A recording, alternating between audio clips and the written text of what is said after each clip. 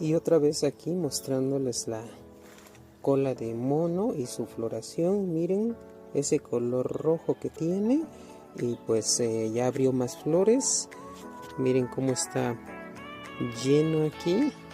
Una de las colas tiene una super floración, está súper lleno. Algunas ya abrieron, otras están cerradas, otras pues apenas están en botón. Hay de todo.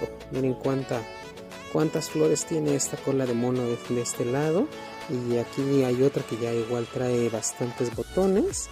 Hay 3 más, las 3 de enfrente, que son las más pequeñas, que aún no tienen nada, tal vez por el tamaño, pero miren esa cómo está de lleno esta cola de mono. Ahí está, son 3 las que sí tienen y se ven hermosas.